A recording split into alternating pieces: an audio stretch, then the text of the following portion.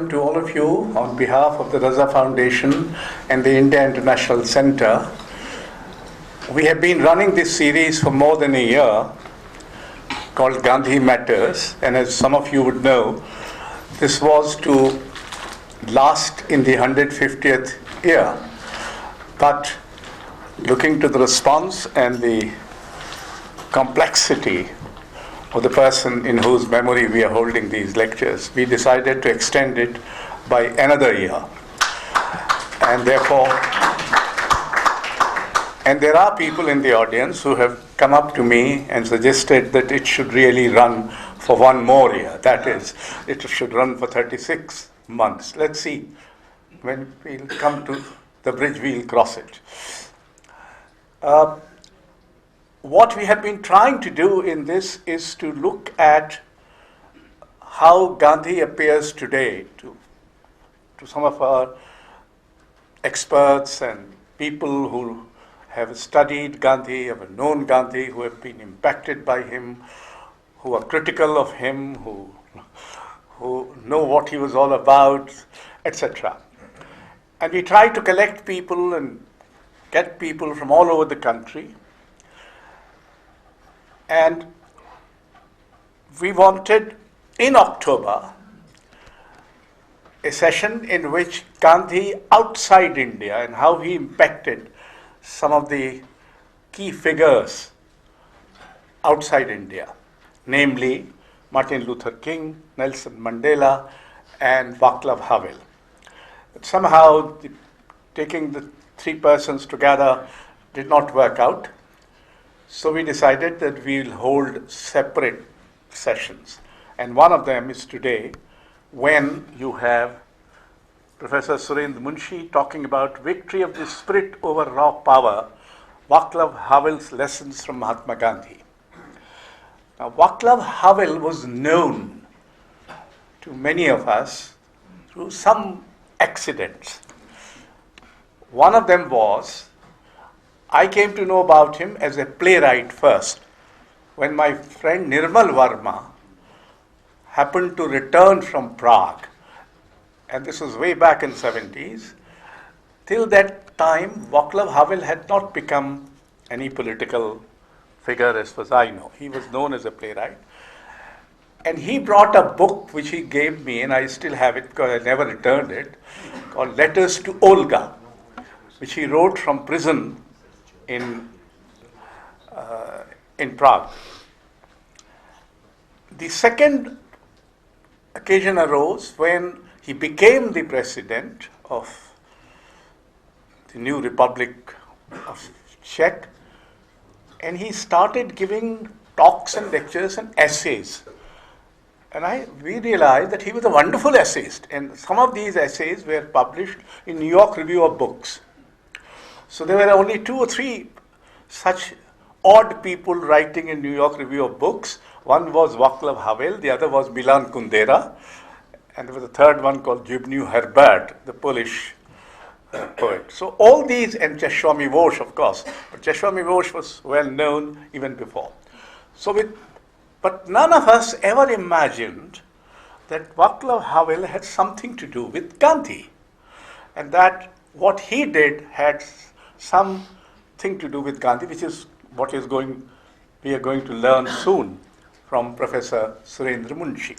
Now, Professor Surendra MUNSHI is a former professor of sociology at the Indian Institute of Management, Calcutta, and currently member Program Council, Forum 2000 Foundation, Prague, has taught and published and spoken on various subjects in India and abroad, including issues concerning democracy, leadership, and global visions. He was the academic leader of an international project of good governance involving European and Indian institutions of higher education and research. His recently edited book, Democracy Under Threat, OUP 2017, reviews the status of democracy in different parts of the world at present, frequently invited to seminars and conferences.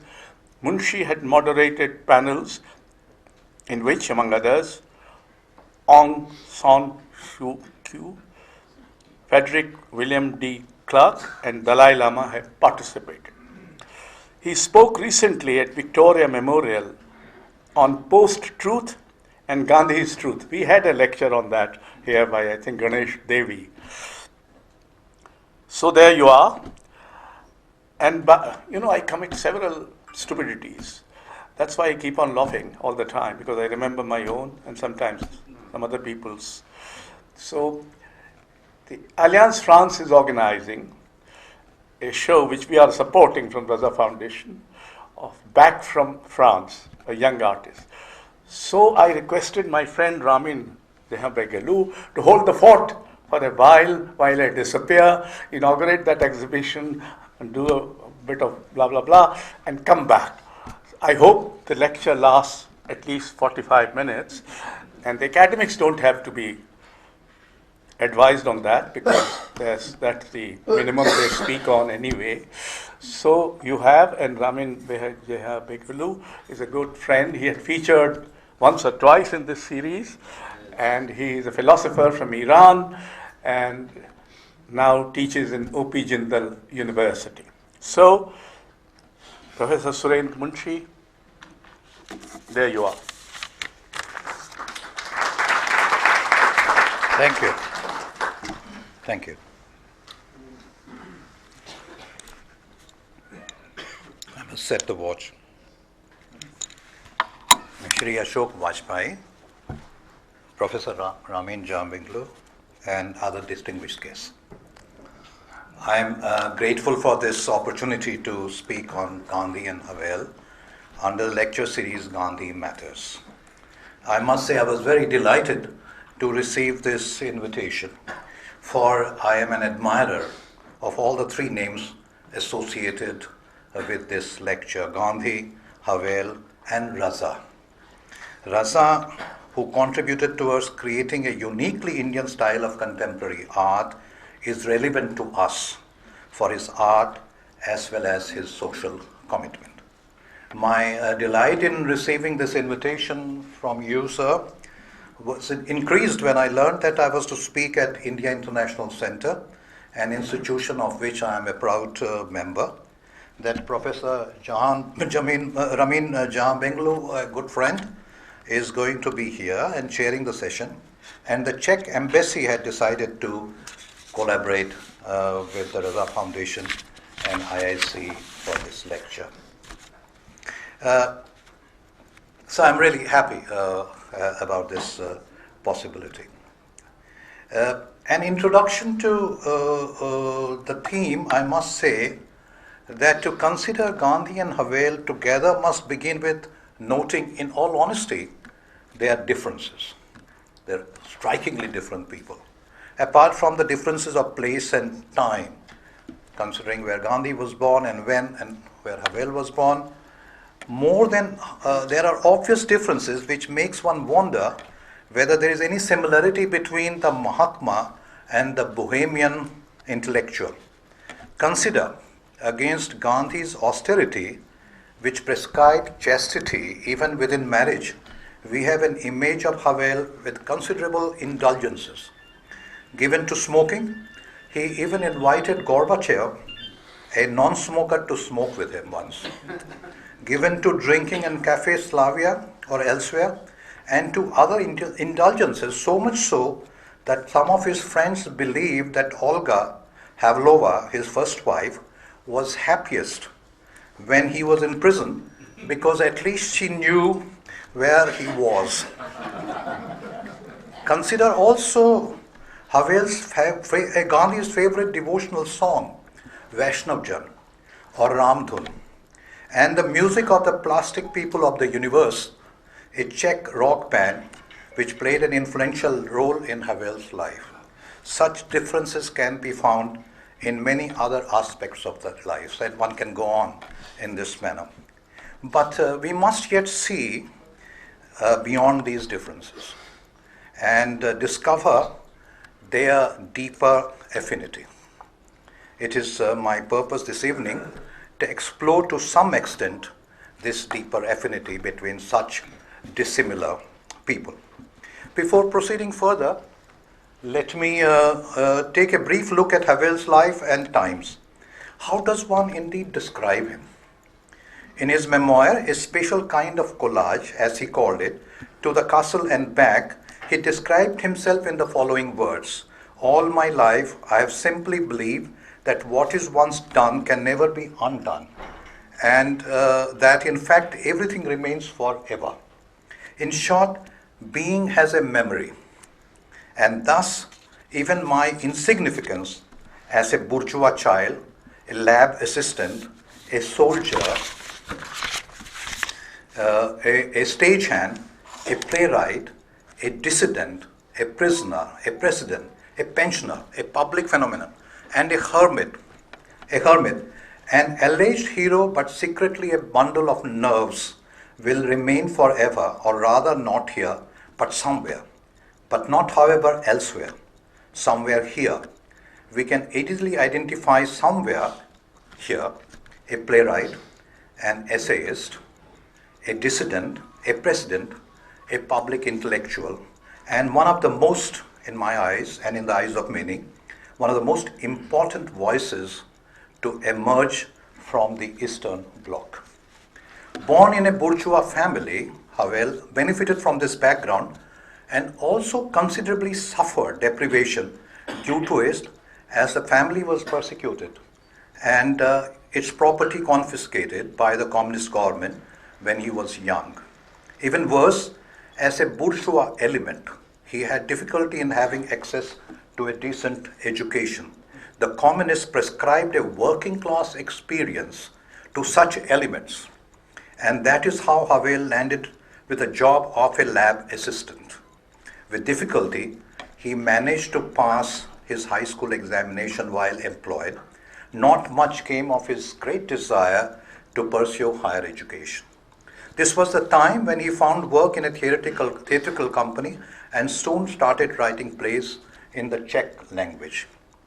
In his early plays, notably The Garden Party and The Memorandum, he explored the themes of bureaucracy, careerism, power struggles, and their impact on human lives.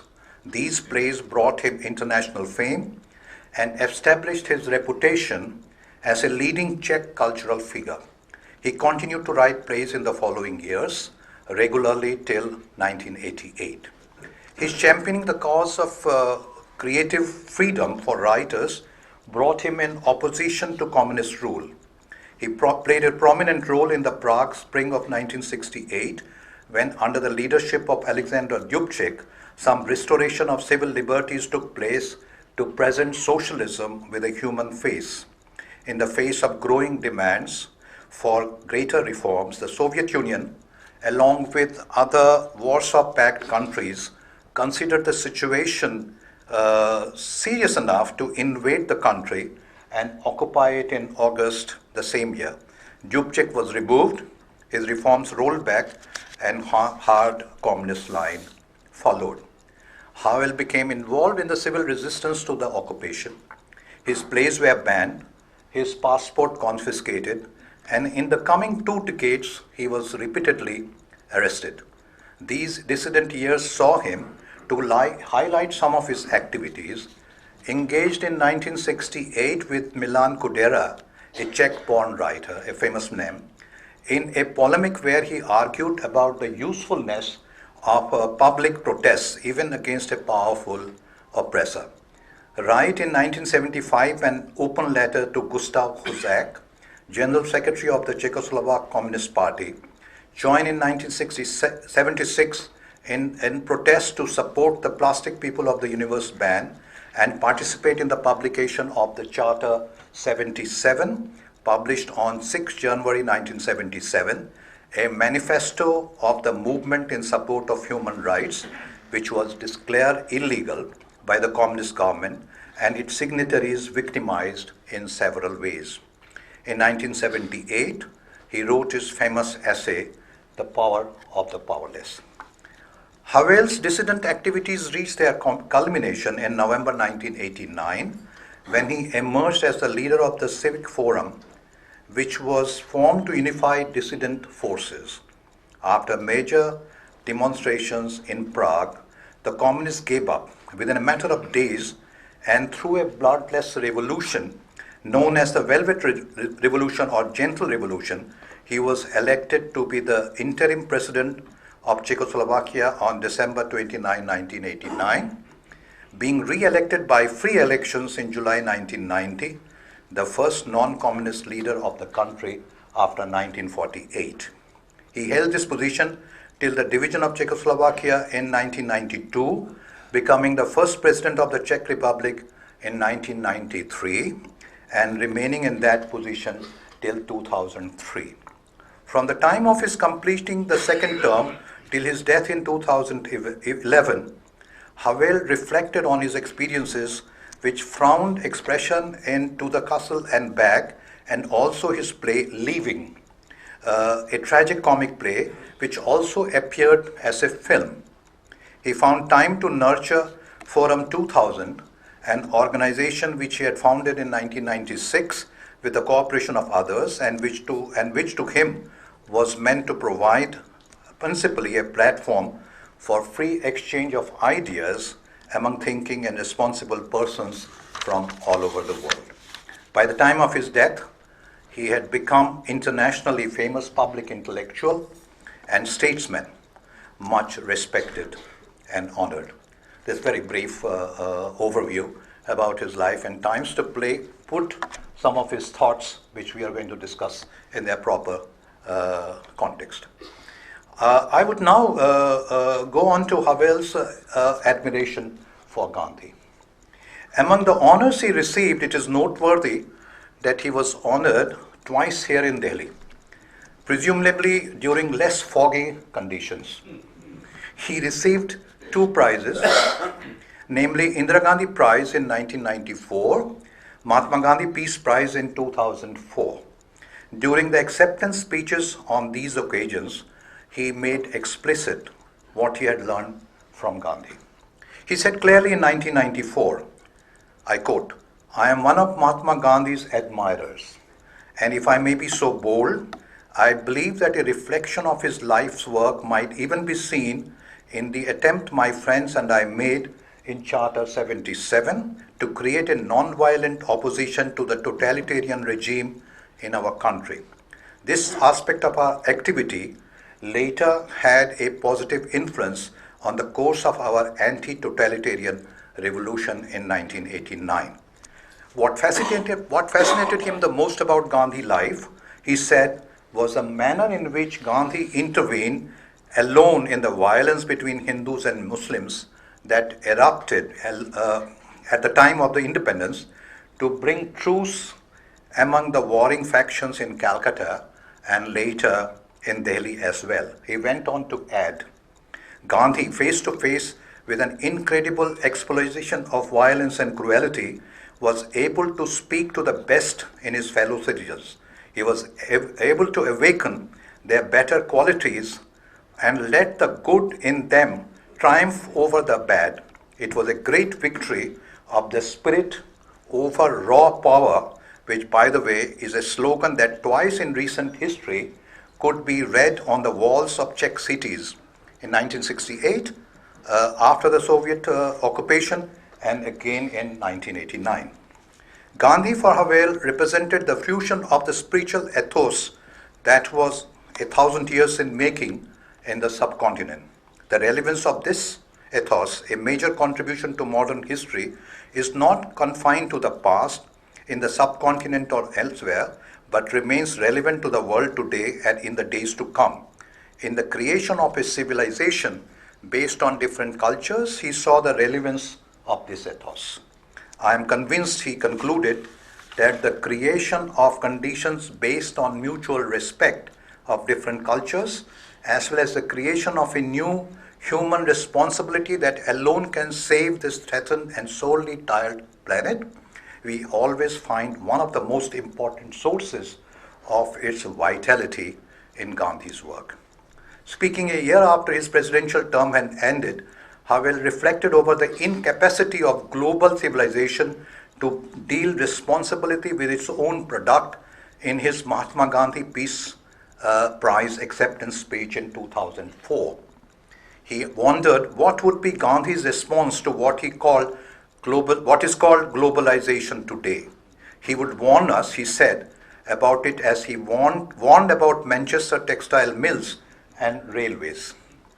What is more, he would remind us about our responsibilities as he reminded his countrymen about their responsibilities in perpetuating colonial rule and the material exploitation of India.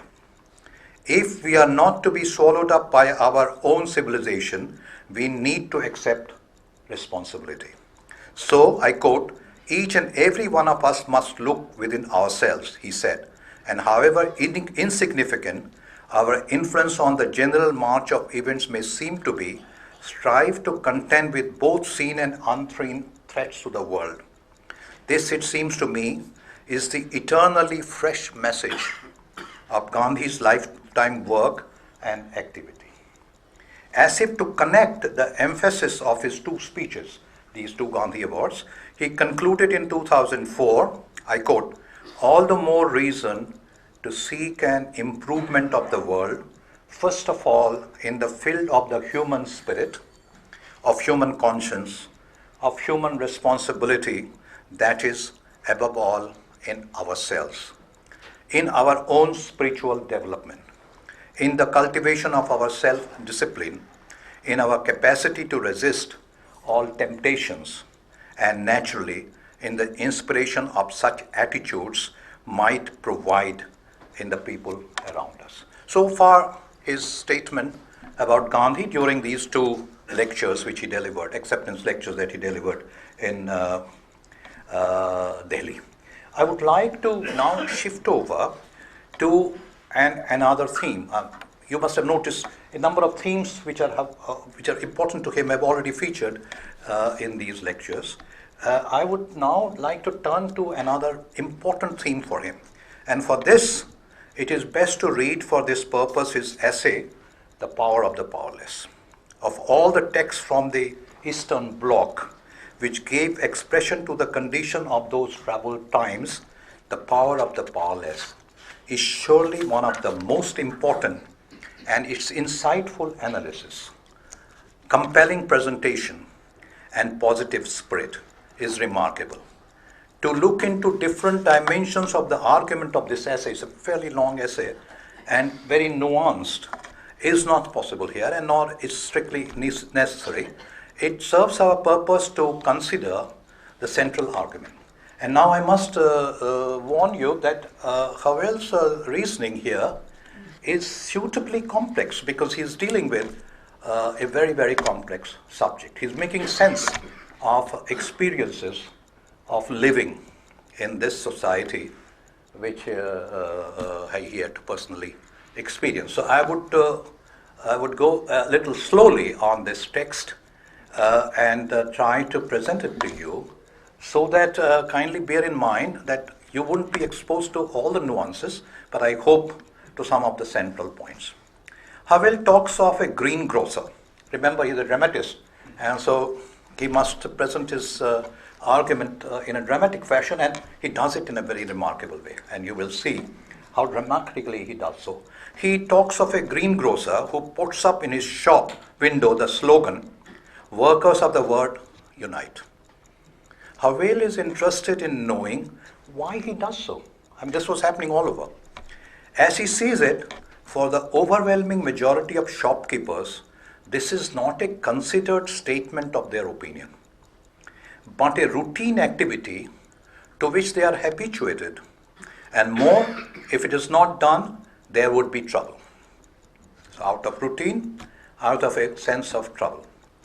For a greengrocer, this means basically doing what is expected.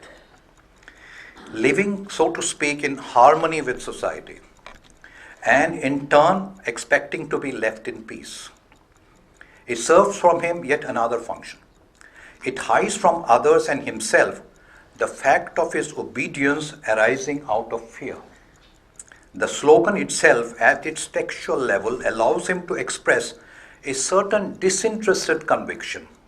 He could well argue that there is nothing wrong with the workers of the world uniting. So there is a disinterested let us say, attitude towards it. So what is the harm in putting it up? He puts it up and therewith buys his peace and does not stand out. In carrying out this ritual, our greengrocer conforms to what others are doing as well. Not just shopkeepers, but office workers and all others. And in doing so, with such posters displayed everywhere, he creates with them a part of the panorama of everyday life. Even when individual posters are ignored, you may walk on the street and see there is a poster like this and may not even notice it because they are everywhere. Even if an individual posters are ignored, the overall panorama of life in terms of everyday existence means such posters are everywhere. It's not easy to ignore the panorama as a whole. This panorama reminds an individual what is expected of him. If he does not want to break the rule, be excluded, alienated, and risk the loss of peace and security.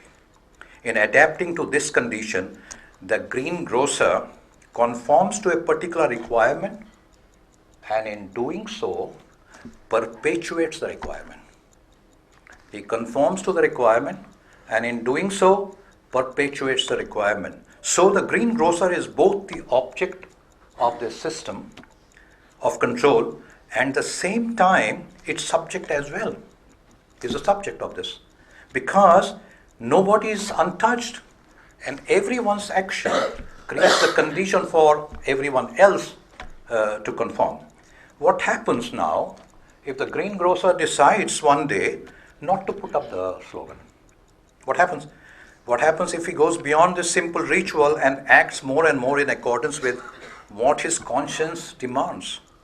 In breaking the rules of the game, he steps out of living within the lie. And this is a very famous expression from Havel. Living within the lie, he breaks away from it. And in fact, in his deciding not to live within the lie, he makes an attempt to live within the truth. The result can be foreseen easily. He will be punished in different ways, for his offense is serious. It's not just a simple matter of a poster which nobody notices. It's there, nobody notices. But there's something more serious about it. Because breaking the rules of the game, and Havel is very, very subtle and persuasive here. It makes sense. In breaking the rules of the games means to disrupt the game itself. It is important for everyone to play the game if it is to go on. Every individual act of stepping out of the line threatens the game. The greengrocer is important to Havel because when he speaks of living within the truth, he does not consider only mental products of intellectuals. It can be anything which counters manipulation, be it a letter, a poster, a protest, a strike, a rock concert, a demonstration, or even a hunger strike. So, whether or not you are perpetuating the routine and thereby recreating it. Such a move against manipulation has a special significance for a society in which Havel lived when he wrote his essay. He called it the post-totalitarian system, meaning by the prefix post that the system is totalitarian, but but in a fundamentally different way from traditional ways in which we understand dictatorship. What is special about the system developed over time in the Soviet Union and Eastern Europe is that, unlike traditional dictatorships, this system has far greater manipulative possibilities. Depending not just on the armed strength of its soldiers and police, but going beyond and making full use of ideology and consumerism and masking the difference between those who rule and those who are ruled. And ideology holds the system and its parts together and provides the justification for their existence. Consumerism ensures that people become unwilling to sacrifice material benefits, even though small, for the sake of spiritual or moral integrity. The strength of the system also constitutes its weakness. He's described the system that existed in Eastern Europe, Soviet Union of his time, but its strength, he says, also constitutes its weakness. He explains this with respect to the Soviet Union. Why was, he asks, Solzhenitsyn driven out of his country? Certainly not because he represented a unit of real power. That is not because any of regime's representatives felt he might unseat them and take their place in government. His expulsion was something else. A desperate attempt to plug up that dreadful wellspring of truth, a truth which might cause incalculable transformations in social consciousness, which in turn might one day produce political debacles, unpredictable in their consequences. And so, the post-totalitarian system behaved in a characteristic way. It defended the integrity of the world of appearances in order to defend itself.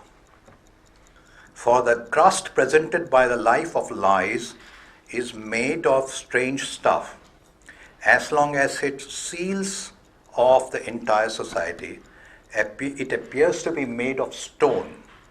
But the moment someone breaks through it in one place, when one person cries out, "The emperor is naked," when a single person breaks the rules of the game, thus exposing it as a game, everything suddenly appears in another light, and the whole crust seems then to be made of a tissue on the point of tearing and disintegrating unconditionally.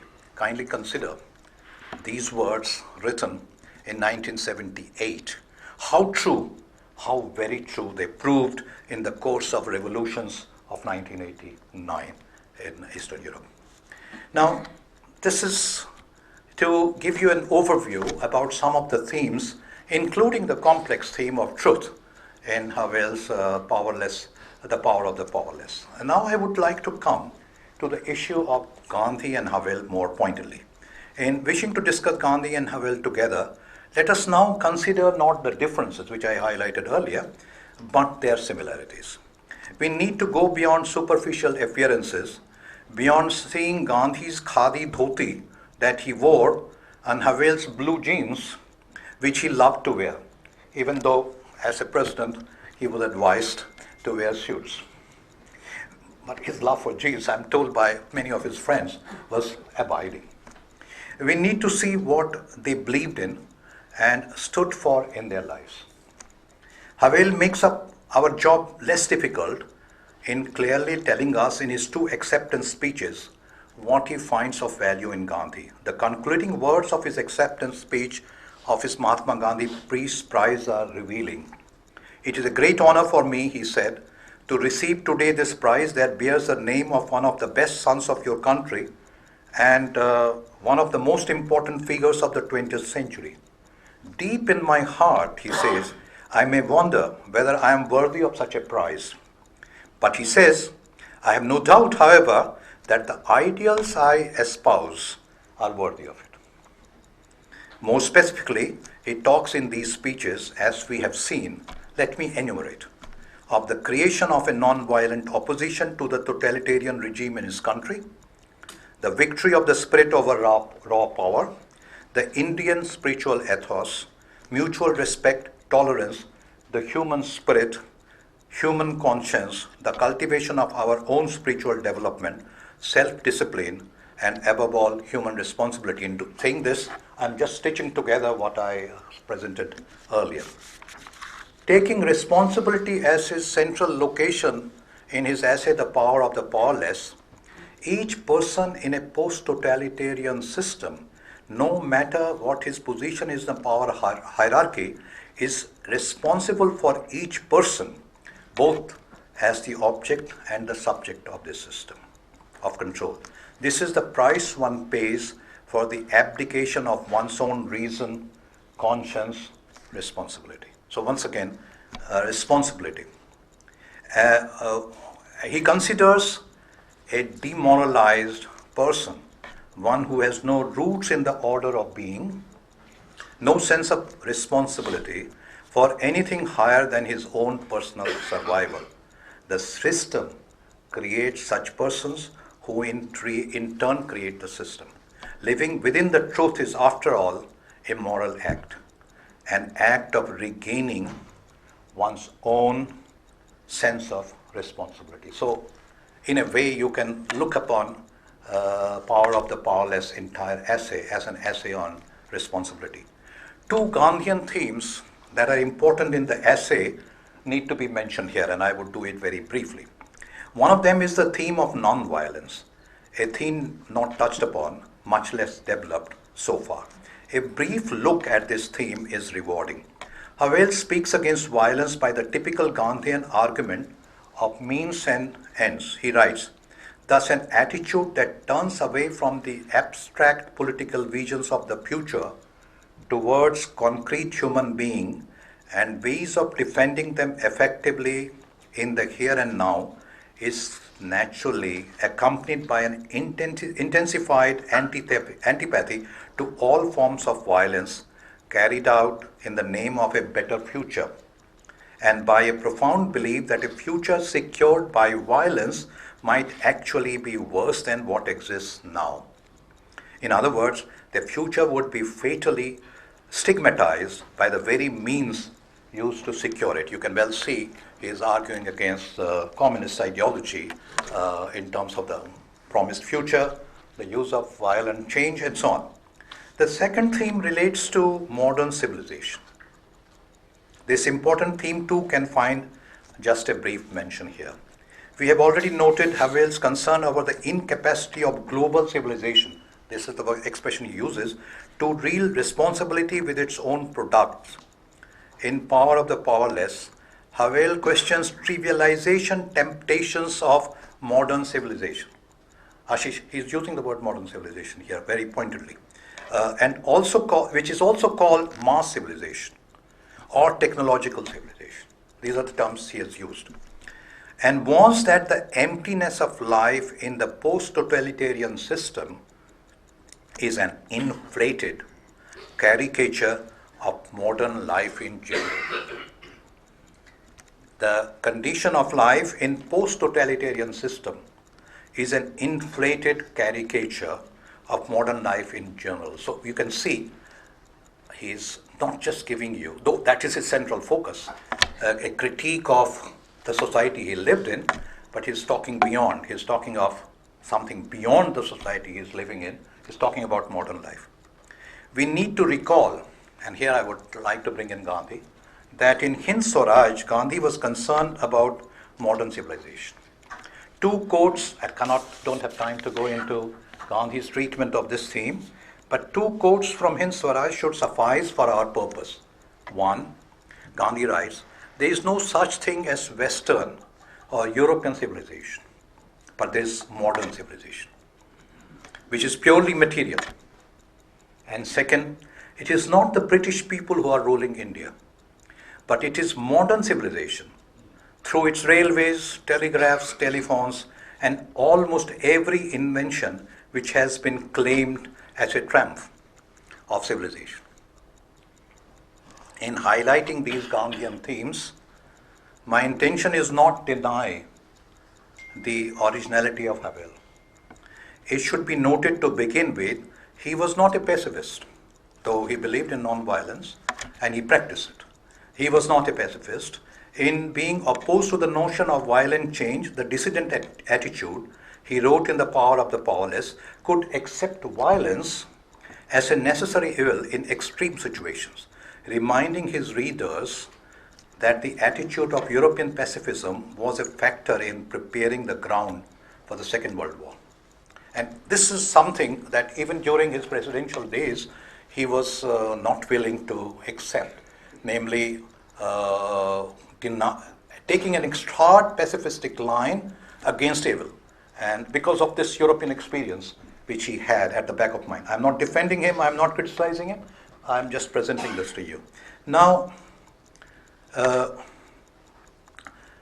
so this is one point. The other point, and here I would express my opinion, what I find most remarkable about him is his analysis of the post-totalitarian system under which he suffered and struggled to find the best means to overthrow it based on his analysis. And this is indeed a very, very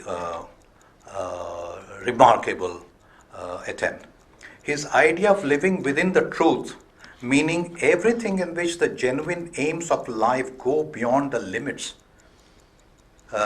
placed on them by the aims of the system, showed how power could be exercised by the powerless in a system which had developed its specific methods of control and manipulation. True,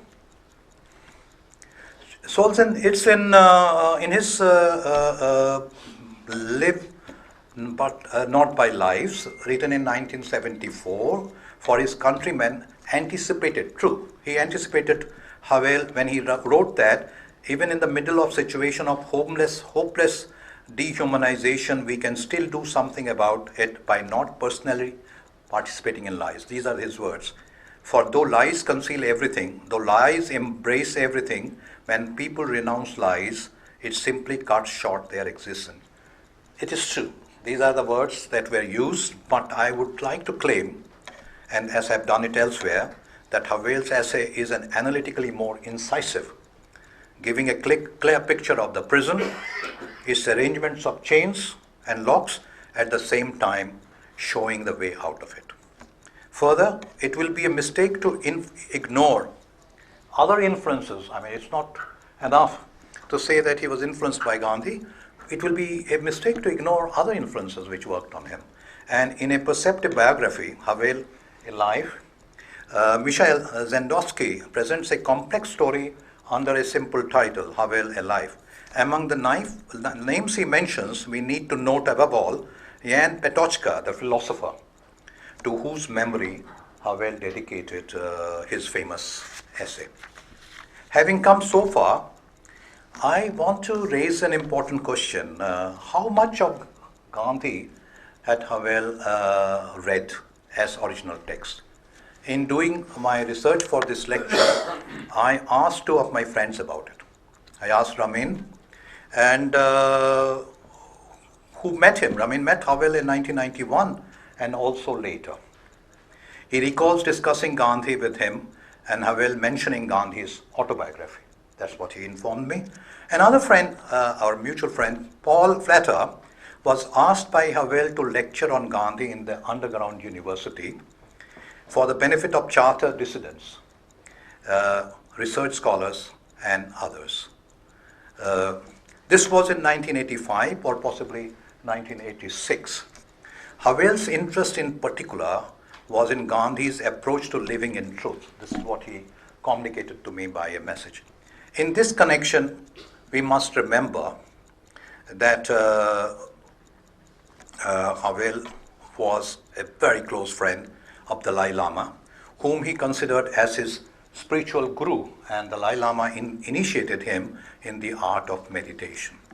The Dalai Lama in turn considered himself to be Gandhi's follower. This is what he wrote in the foreword of Narayan Desai's biography of Gandhi, Dalai Lama. I am grateful for this opportunity to pay tribute to Mahatma Gandhi because I consider myself to be his follower. Indeed, he was a source of inspiration to me ever since I was a small boy growing up in Tibet. He was a great human being with a deep understanding of human nature, who made every effort to encourage the full development of the positive aspects of the human potential and to reduce or restrain the negative.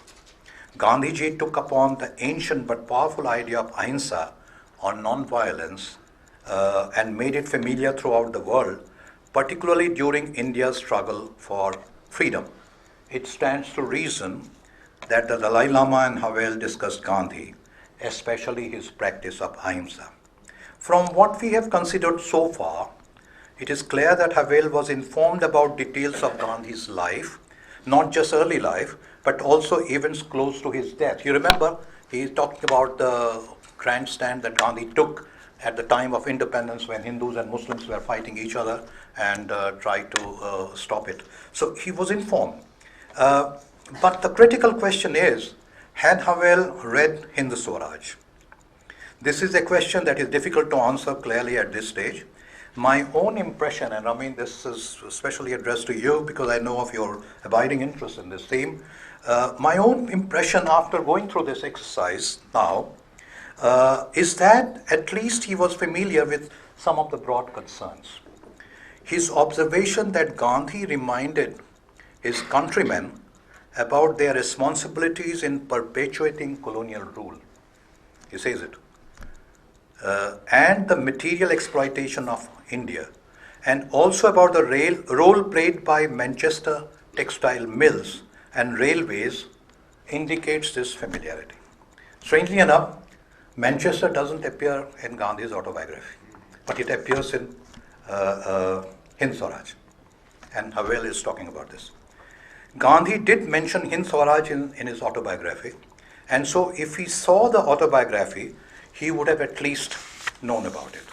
And if he had not read it personally, he might have been told about what Gandhi wrote in Hind Swaraj. But this is something which I have tried to build on the strength of the close textual examination of both Gandhi's writings and Havel's pronouncements. But we need to do more research on this. In conclusion, let us leave aside these textual questions, and consider the broader issue of concern to all of us. When we consider the last century in which both Gandhi and Havel lived, two events stand out for their importance: the fall of colonialism and the collapse of Soviet socialism. In his acceptance speech of Indira Gandhi Prize in 1994, Havel connected these two events. He talked about his feeling during his travels in the 1960s through the Central Asian Republic of what was then the Soviet Union. He felt he was passing through the last great colonial empire of the world, which would not remain unaffected by the process of liberation in the world. The Soviet Union, with its communism, collapsed sooner than he had expected, and with that, the final stage of the process of decolonization was achieved. We need to remember that Gandhi and Havel had significant respective roles to play in these events, and through the influence of Gandhi on a leader such as Havel, there was an extension of Gandhi's role beyond the immediate concerns of colonialism. We need to remember that these truly, and I intentionally use the expression, between white khadi clad Gandhi and blue jeans clad Havel, these truly spiritual brothers have a message for us. It is a message of hope, the message of our positive potential, the message of the triumph of what is good in human beings. Thank you.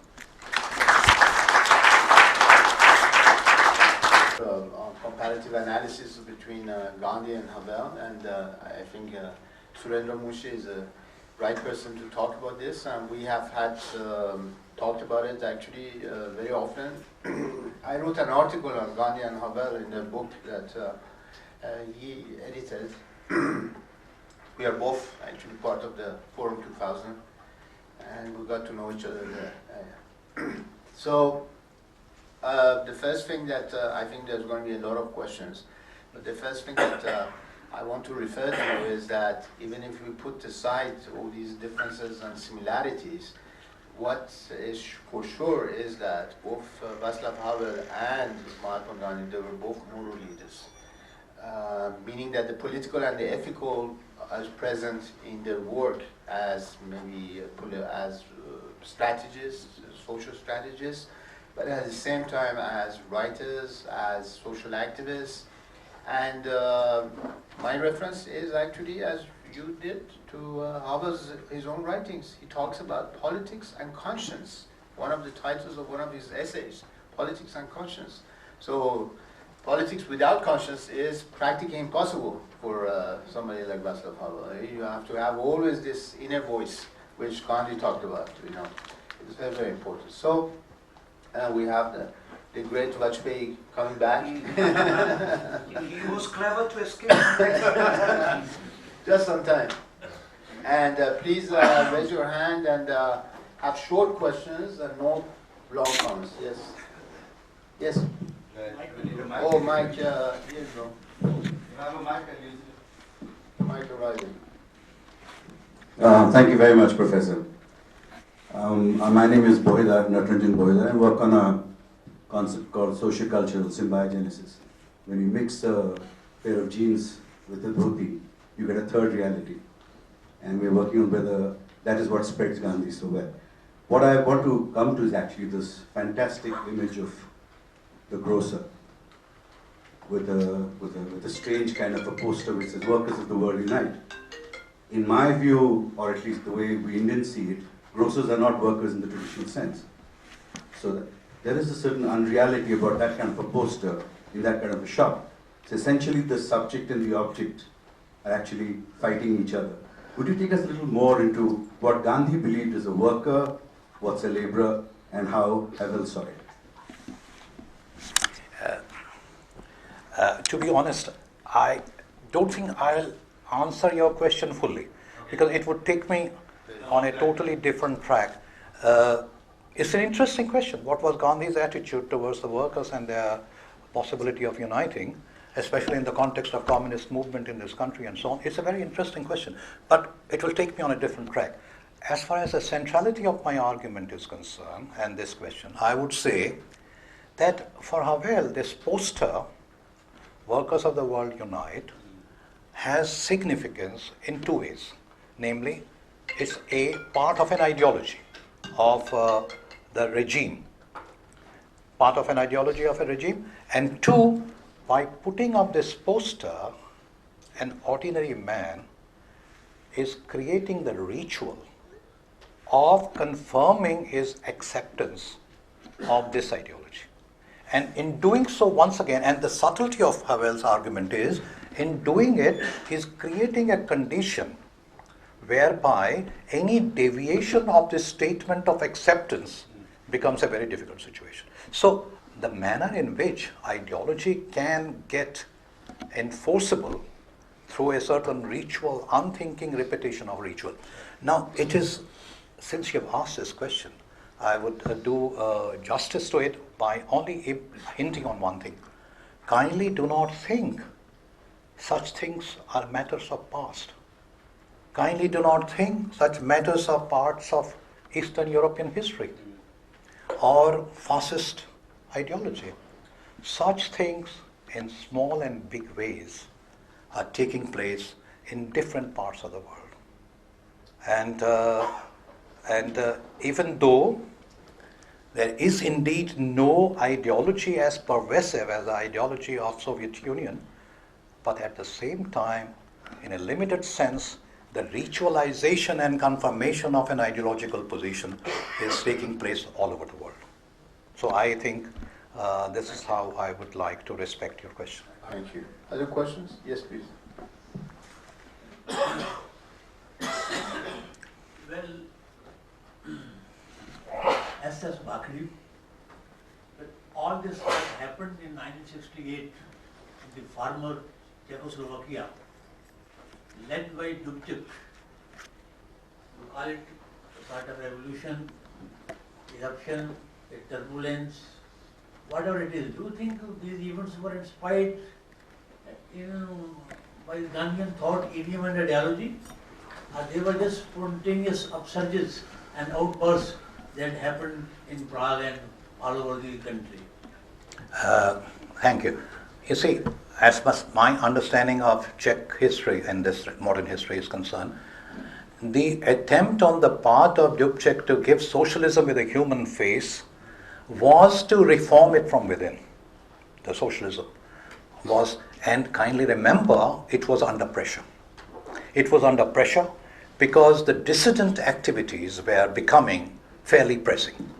And it was under pressure, but the masters controlling the situation felt these dissident demands and giving way is already very subversive, and that is how tanks started rolling.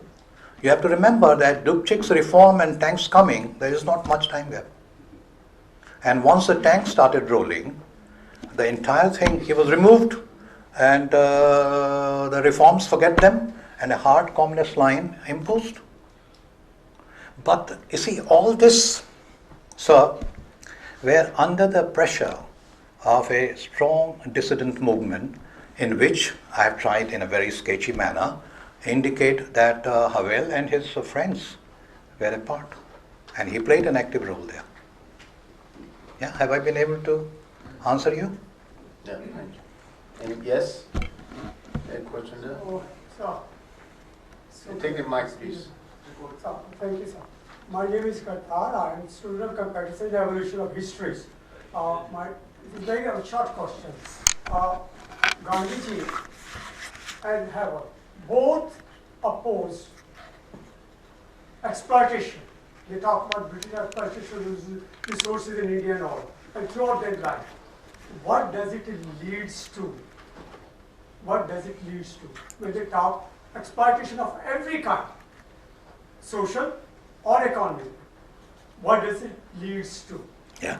Well, it leads to deprivation, it leads to exploitation, leads to inequality, it leads to debasement, it leads to a lot of wrong things. But for Gandhi, as well as for Havel, in the context of my lecture, so my answer can be limited because I don't want to stray away from the focus of the lecture.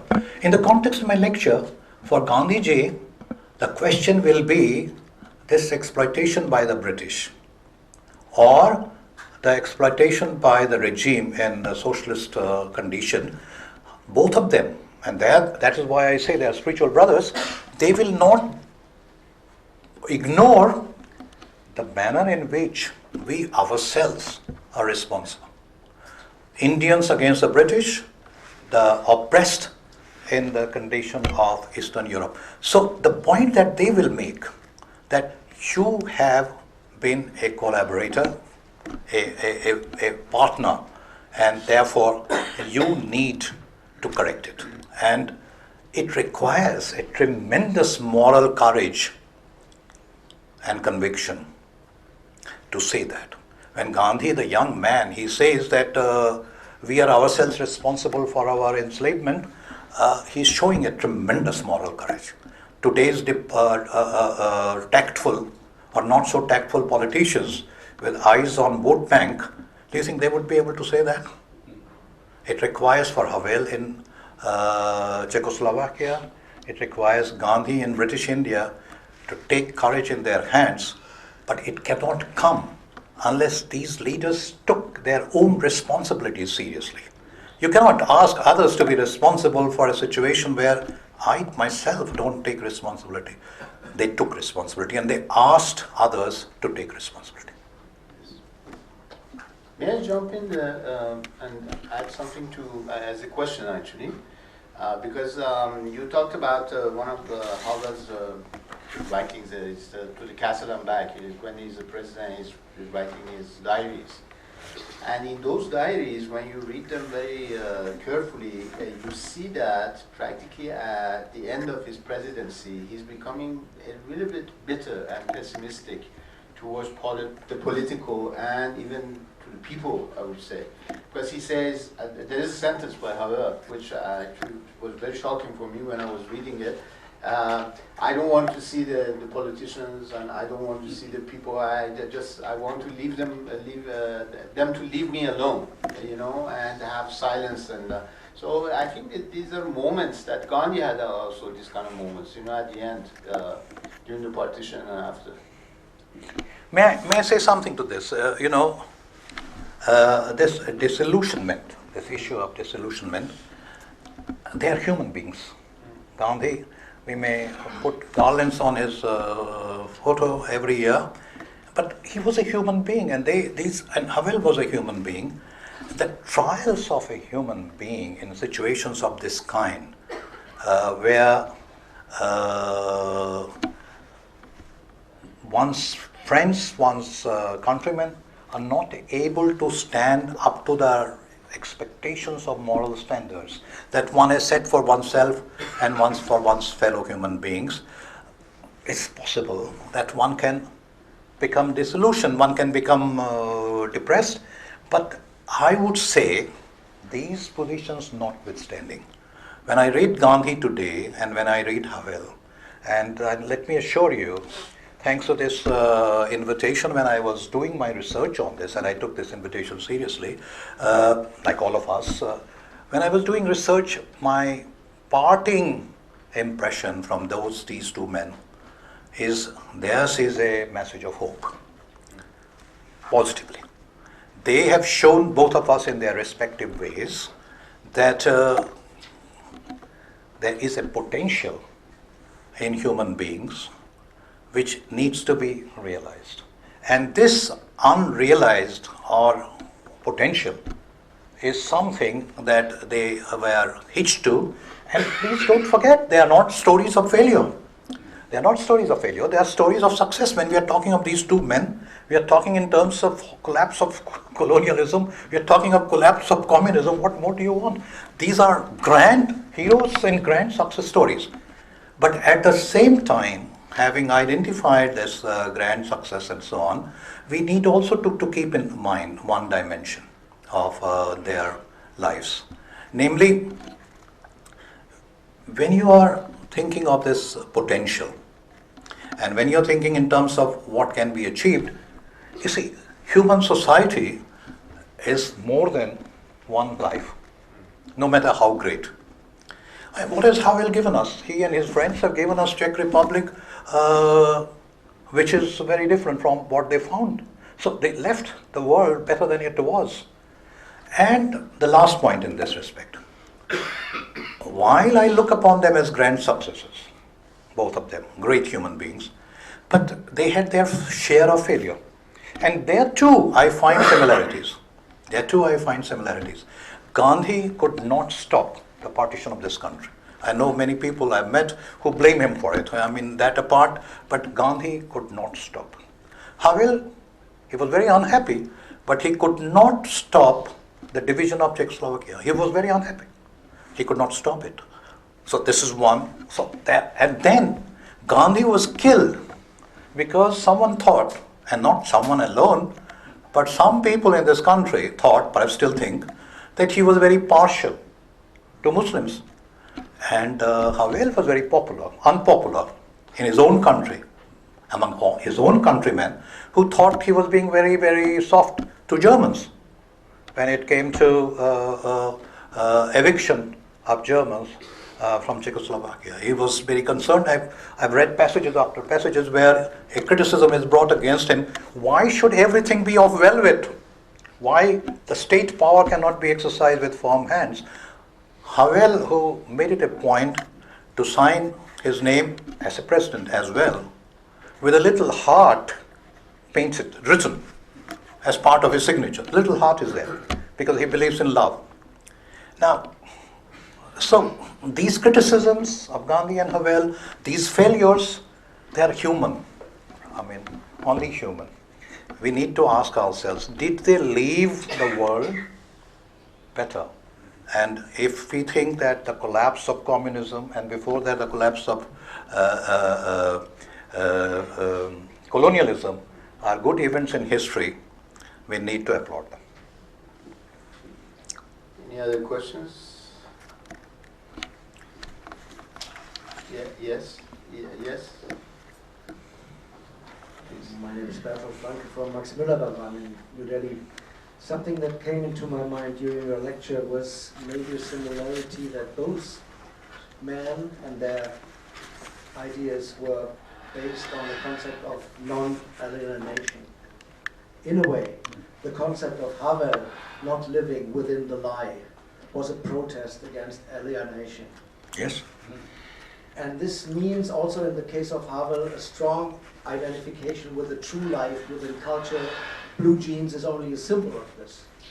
And you will find similar positions inside Gandhi, inside his concept that is contradictory to what you call not Western civilization but modern civilization, and his idea of a new India that is based in a way on a non-alienated concept of life in his country. Is it a speculation only, or No, is no, the no. concept of alienation a good one? No, I mean, it's a perfectly valid observation, if I may say so, Matt. It's a perfectly valid observation because I didn't want to go into too many themes. I didn't go into this. This is something that deserves a separate, a hint to you, it deserves a separate treatment. I would say one thing on this. Again, similarities between this dhoti-wala and jeans-clad man. The similarity here is that in both of them, in Gandhi as well as in Havel, there is an image of what human society can be. This image of what it can be, Havel, you see, his upbringing was such. Don't forget, I mean, he came from a bourgeois family background, but he had, I was very interested in discovering this, he had socialist humanism as part of his bourgeois family upbringing, within his own family. And he was exposed to dialectical thinking and things of this kind. There is a rejection of the ideology of communism. That's quite clear because he's suffering under it. But there is in him a concept of what a civilization not tainted like modern civilization is likely to be. And for Gandhi, that of course is very much there. Even in Hind Swaraj, he's talking in terms of not just India free of the British or English. He's talking in terms of India, a country where not just the British will be thrown out, but where we Indians would have, through introspection, created self-rule. Swaraj is not just throwing the British out, it is through discipline, creating conditions of self-rule. And what we have done with this concept of Swaraj, is for all of us to see. At the same time, we must also note, Gandhi was constantly, and we have to remember the manner in which Gandhi wrote Hind Swaraj. It's an adventure story. I mean, he is a young man who just sits there and writes without notes, without books, without anything, in a frenzy. He writes it and then he publishes it. He writes it in a frenzy. On a ship. And he doesn't stop till he finishes. If one was a believer, then maybe he heard the God's voice and he was just recording it. He wrote it literally in a sense of frenzy. But what he says is, I don't want India of Indians, the British gone, the English gone, Indians who are like English in terms of the ruler mentality, because then we will have Englistan in India. So, both of them have concepts of what human beings and human society can be. And this is something that is for them an important consideration. But, why I didn't go into it is, what is the nature of this conception in both Gandhi as well as Havel? How is this formed? How is becoming and being, to bring in German considerations from German philosophy, how the being and becoming are to be reconciled in the thoughts of Havel and Gandhi? This is something which I haven't done, but I can only hint that both of them have an ideal condition in mind. This needs to be further probed, but an extremely valid observation. I thank you for it. Mr. Manishankar earlier.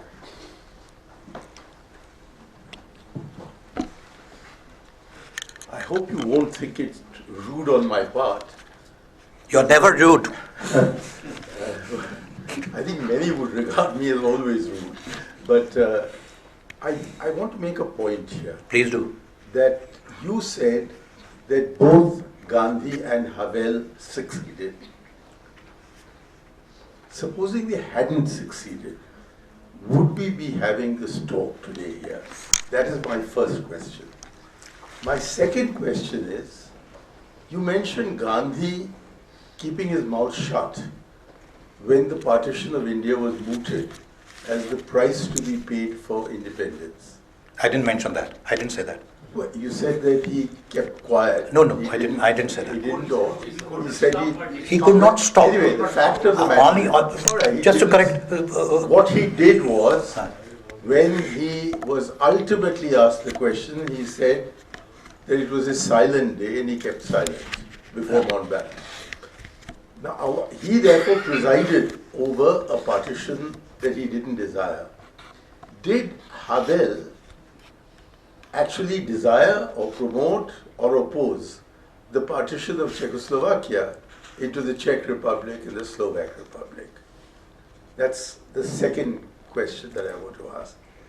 The third is that you quite rightly referred to both of them, saying that we need to live in the truth, we have to appeal to our own conscience. But if you appeal to your own conscience and then defy living in lies, then it depends upon the conscience of the oppressor whether you will be allowed to continue or not. Havel didn't have to oppose Hitler. He had to oppose the successors of Stalin. Had he attempted to oppose either Hitler or Stalin, I think we wouldn't have heard of him again, because those rulers were absolutely without any conscience. And it took a long time for successors like Khrushchev and Kosygin and Brezhnev to start changing the conscience of the Soviet rulers. And ultimately he succeeded because Gorbachev came around to thinking that the conscience of Soviet communism was wrong and that therefore there should be some kind of modification of that. So while it is true that it is the conscience of those who live in lies and then transit to the truth because they can't maintain their conscience over it, I doubt that Gandhi would have succeeded if Bismarck had succeeded in defeating the British in the 19th century. Now, if we'd had Germans ruling over us, I don't think non-violence would have had the kind of permission to function and succeed as it did get. So maybe we should balance the conscience of the rebel against the conscience of the oppressor. And it is only when there is a certain amount of harmony between the conscience of the rebel and the conscience of the oppressor that non-violence actually leads to success. And in the process of leading to success, both in the case of India and in the case of Czechoslovakia, we had to live with the partition of two countries. One, of course, was a terrible partition, hard. But in the case of Czechoslovakia, they've quite amiably decided to partition their embassy in Delhi into a Slovak half and a Czech half. And I've always found that amusing, but I've not been able to understand why, when they were brought together, they couldn't remain together. Well, thank you. Thank you indeed. Just let me quickly answer to you. Oh, sorry. There was one other thing I want to mention. That the man who was, the Czech who was defeated by Hitler was Beneš. And Beneš, after effectively surrendering to Hitler, unlike the Poles who stood up to Hitler, when he returned to Czechoslovakia, he looked from the Hrachny Palace onto this beautiful sight of Prague below him and said that this is what I have done. I have preserved Prague, whereas the Poles have lost Warsaw. Now, was Beneš being unpatriotic, or was he being patriotic when he saved Prague at a time when, if he hadn't acted as he did, Prague would have been destroyed in quite the same way as their neighboring country, Warsaw, was destroyed? Thank you. Ashish? Ashish, Would you, can I answer him first because you want to add to it? Because, okay, all right, Take it on together. Something to okay. perhaps you have a clue to the kind of thing you are drawing attention to, and where the oppressor is an absolute tyrant with no conscience, as you put it. I would like to point out that between these two cases of Czechoslovakia and Poland, Gandhi's sympathy was with Poles, because he did say that the Polish cavalry resistance to the German Panzer Division tanks was a doomed venture in any case. And it was, he used exactly this word, almost non-violent, because it was a gesture of defiance, and it was a gesture that protected the dignity of Polish self-definition. So, unlike in the case of Czechoslovakia, when the man who saved Prague has been more virtually forgotten, the Polish cavalry charge against German tanks is remembered by the Poles as one of the examples. In fact, when this fellow, what's his name, the Lech Walesa, stood up against totalitarianism, he has nothing in common with Gandhi. But virtually everybody, not only in Poland, but outside Poland too, talked up, began to call him a Polish Gandhi. And I suspect that you don't have to juxtapose Gandhi or Havel only against other persons, but see them as cultural vectors which are present in all societies. And this vector has to contest or contend against the other forces of tyranny and what you might call psychopathic violence everywhere. And that vector we have to identify, we have to potentiate it. And to give one example of it, in Nazi Germany, the Gandhian method was tried only once, when German women showed up at all-women demonstration against Nazi Germany, right in Berlin, for demanding the release of their husbands who have been all arrested and would have been probably been killed or murdered. And they succeeded. And now there's a book on that. It's called the Rosenstrasse case. there's a movie also. And it shows, I mean, they have found out the discussions that took place based among the Nazi leaders.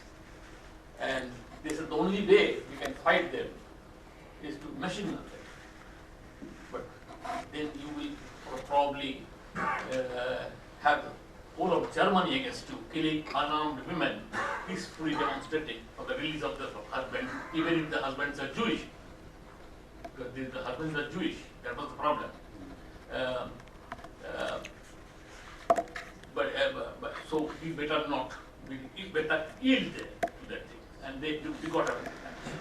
Thank you, Ashish, and thank you indeed for these extremely valuable comments. I would be very brief, and please forgive me because I cannot do full justice to these comments. I will to be brief.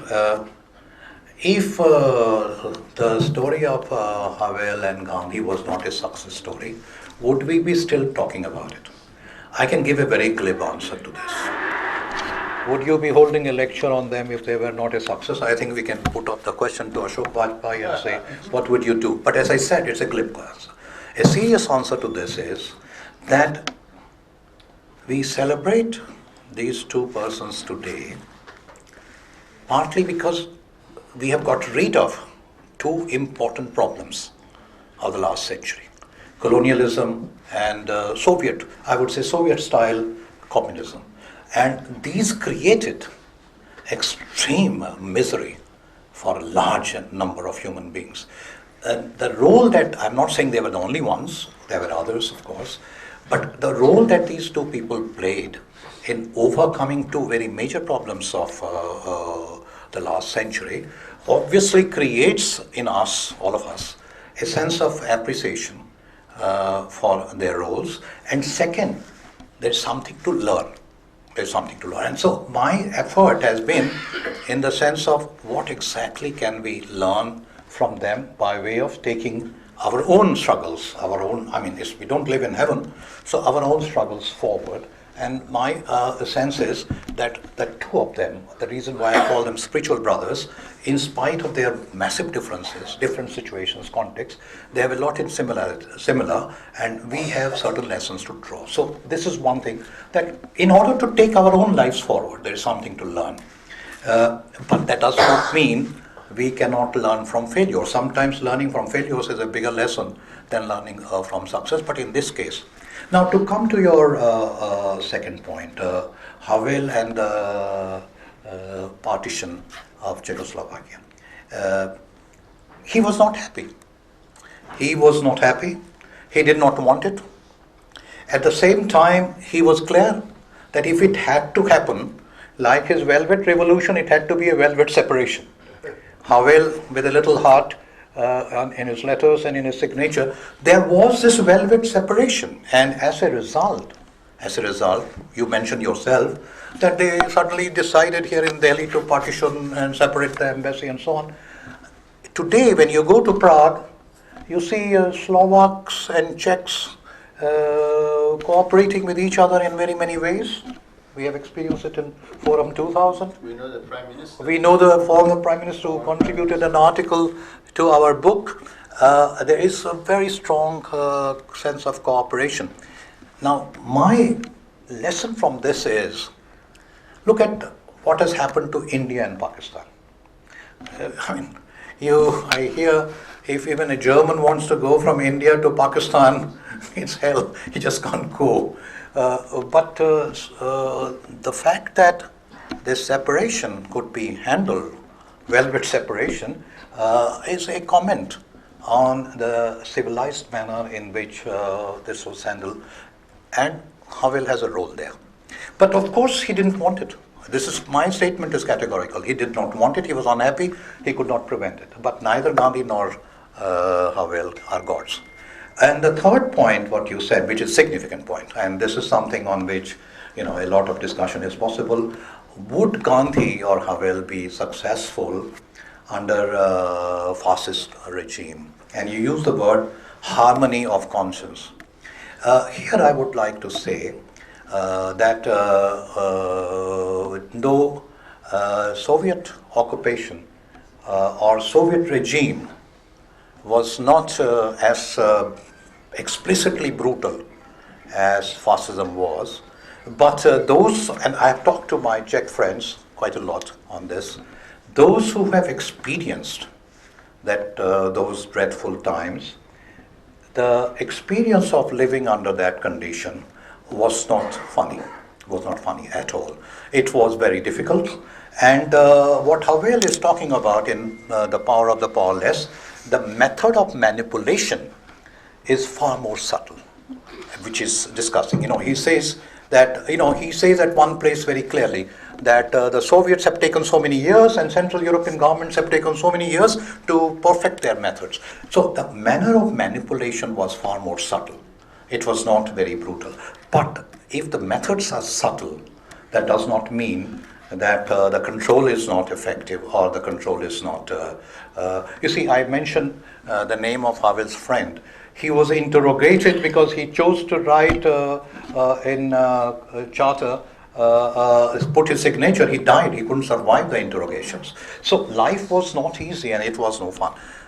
As far as the British are concerned, ground on which we are familiar, there was certainly no harmony as far as the colonial rule and Indian mind is concerned. Though because of democracy in Britain, which is diminishing more and more, if I see the Natak of British Parliament over Brexit, but because of democratic setup, India, and Gandhi was an exceptionally shrewd person in that respect, and he knew British society and its method of operation very, very closely, actually extremely well.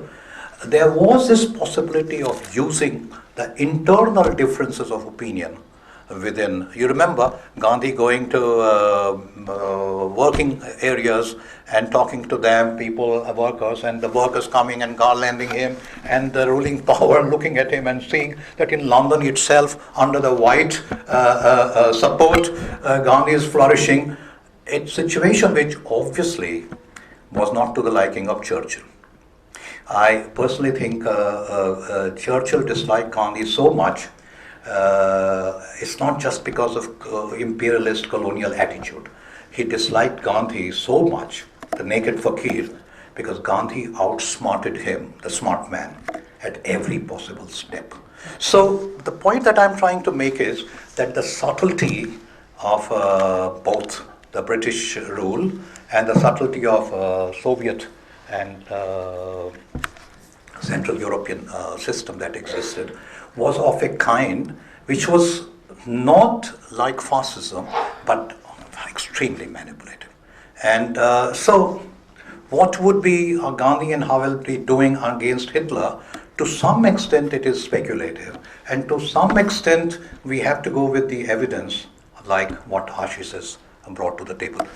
I quite agree if you are going to say this is not a full answer, but you will also agree to such questions there are no full answers. What is a very few question? Your Excellency, When we have Ambassador of the Czech Republic with us, Mr. Milan Hovan, he wants to speak. Pleasure. If I may, definitely. Pleasure. And first of all, thank you very much, Professor, and definitely Raza Foundation for this talk. And I am tempted, to react to so many points you made, and definitely to many observations and commentaries offered by colleagues and friends in the. But I understand that I don't have time enough. The only I wanted to say, thank you very much. And really, I admire and I am amazed by your analysis. But I am also admirative of the comments I heard here, Because for someone who represents a 10 million nation here in India, in a 1.3 billion India, to even learn a lot about his own country, this is something that strikes me a lot. First. Second, believe me, for most of us, we consider Václav Havel to be a descendant of Mahatma Gandhi. Believe me, it's like that. Definitely, you are absolutely right that there might be, and in fact, there are some differences. But in case of both of them, as we see it, it was primarily about certain principles and about certain values, universal values of personal freedom, democracy, respect for humanity, respect for human rights. And definitely, they have always stood on the path on non-violence. And I'm grateful, Professor, because, you mentioned, the very last sentence of the acceptance speech Václav Havel made in, I think it was on January 5th, 2003. And you are absolutely right, to say that he doubted whether he is worthy of such a prize. But he went on to say that it is primarily about the values he espoused, and this, I think, statement perfectly reflects his nature. I had the privilege to meet him on 2 occasions. First, in 1991, when I was posted in Geneva He came to Switzerland to express gratitude to that country for receiving too many Czechs and Slovaks who decided to leave the country for obvious reasons. And having opportunity to talk to him, the first impression, and I kept it through the rest of my life, it has been a great human being, a good listener, who was always ready to listen to others and to reflect their views in his own mind. The second time, it was in 2001. At that time, I was back in Geneva, that time as the ambassador to the World Trade Organization. And the then Director General Mike Moore asked me whether I would be kind to contact the President and ask him to give a moral support to the efforts to launch multilateral trade negotiations, new round of multilateral trade negotiations. So definitely I did, and I was successful. And he wrote an article. You can easily find it. It was published in International Herald Tribune. And in that article, once again, he shared his perception of the globalization. And that perception was very close to what you described. That we should search not only for political dimension, but also for human and moral dimension of that process, and that it has to be challenged in a way to serve the humanity, and that fruits of the globalization should be shared and enjoyed by each and everyone. But in a point regarding the separation of the then Czechoslovakia, you're absolutely right. He opposed it. He even said that it was a big failure of a political elite, and he even admitted his personal failure, that we were not able to create a system in which both nations would live together. This is what he said. But at the same time, if it had to happen, it had to happen in a very peaceful manner. And I think we did it in a way not bothering our neighbors. I have to say, and proudly, that the perspective of becoming members both successor states to the European Union, that perspective helped us enormously. And definitely you don't have to travel too much, although I wish you traveled to enjoy and visit us in the heart of Europe. But even here in New Delhi, you can perfectly appreciate that we live together despite the fact that something very important happened as of 1st January 1993. And maybe some of you may recall celebrations we had together with our Slovak brothers and sisters last year, when we both celebrated the centenary of the then Czechoslovakia, or the creation of the then Czechoslovakia. And very soon, on November 21st, and we will be again celebrating together with my Slovak counterpart, and hopefully with you as well, and definitely we will be celebrating the 30th anniversary of the Velvet Revolution, because for both of us it is an important milestone in our modern history, and definitely Václav Havel contributed enormously. Yes. And I don't have time to dwell on what we Czechs think about Mahatma Gandhi. You should know that we have done a series of commemorative events, both in the Czech Republic, but also here in New Delhi, to celebrate the life and the legacy of someone who has done a lot, not only for your country, for India, but the entire humanity. So thank you very much, Professor. I believe we will have more opportunities to talk to each other. Sorry for my voice. Once again, really I'm touched and so happy and grateful to all of you for that very special gesture, organizing this talk. Thank you so much. Friends, thank you very much for being here. Thank you, Professor Munshi, my friend Ramin Pegulu, and the Czech ambassador, and all the friends here. 18th December, we have Gandhi Matters again. This time, Sumati Ramakrishnan, who is a professor, an Indian who is a professor of history in Duke University, will be talking on walking artfully with Gandhi. So you're most welcome to come. Thank you very much.